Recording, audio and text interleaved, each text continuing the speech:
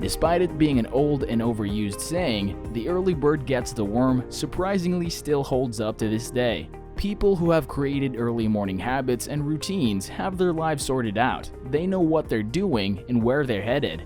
So why not start your own routine and build habits early in the morning to start your journey towards a life of wealth and success? Every day, the first thing that the average person does after waking up is to pick up their phone and create unnecessary distractions rather than proactively utilizing that time for self-care and self-love, as well as focusing on a goal and a direction to start their day. Well, do you want to start but just don't know how? Well, let me give you an insight on how I do things. The first thing I do when I wake up is I recall my dreams. When you're dreaming, what's actually happening is that you're actually processing, integrating, and working on solutions with your subconscious mind to the things that you're focusing on during the daytime. But most people forget their dreams. After that, I get out of bed and then I make the bed. And now this is something that is obvious that most of you do. But if you don't do it, take 2 minutes and make your bed. It might seem like an insignificant habit, but it's one that successful people do.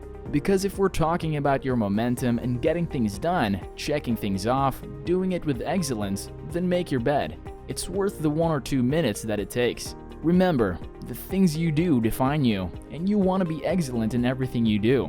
Building habits like making your bed is very powerful because it teaches you to be able to do something really well and excellently.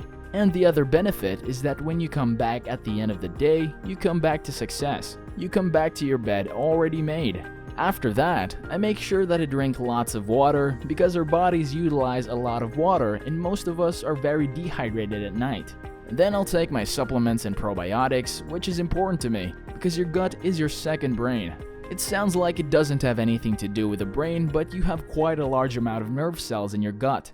And so I want to make sure that it's just as well nourished as my brain is. That's why I take probiotics. Then the next thing I do is breathing. I think about the things that I should be focusing on here. Thinking about excellence, thinking about hydration. So whatever breathing method you might do, it's important that you constantly do it because we want to fully oxygenate our bodies and our brains.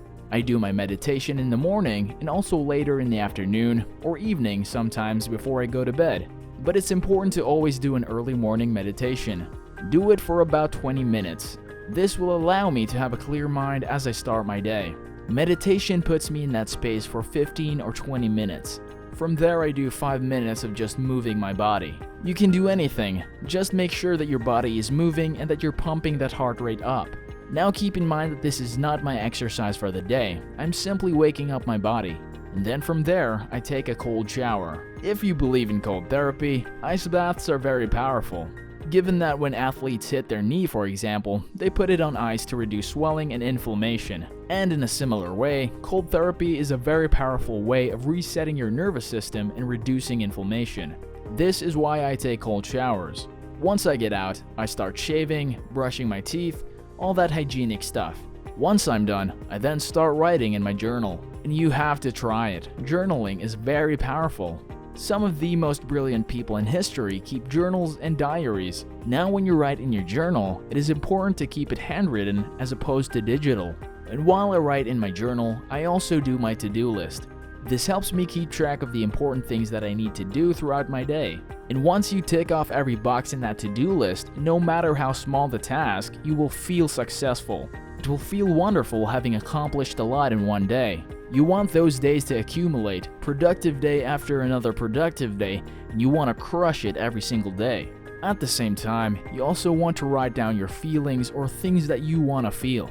It might confuse you, but it's better to be in command of your own emotions. You don't want to react to your environment and just go with the flow. You want to control your emotions and feel what you want to feel. Now this might sound easier said than done, but writing down your feelings will help you with this. You want to set a standard and a goal of what you want to feel. To feel love, to feel gratitude, to feel courage, to feel success. After your to-do list and writing down your emotions, you also want to write down what you want to be. Like, who do I want to be today? Do I want to be a leader, a good friend, a good teacher, a good coach, anything you want? It will help you feel what you want to be on that day. Now again, this all might sound weird, but it works. Now, writing down all these things that I just said might be really simple, but it helps you gain control over yourself, over your life, and over your successes. Now, after all that, I start to read for about 20 to 30 minutes. Reading improves your vocabulary and makes you wiser. Readers even tend to have higher incomes. And on top of that, reading really helps reduce stress. These are all the things that help me start my day and keep me sharp, giving me an idea as to how my entire day will go.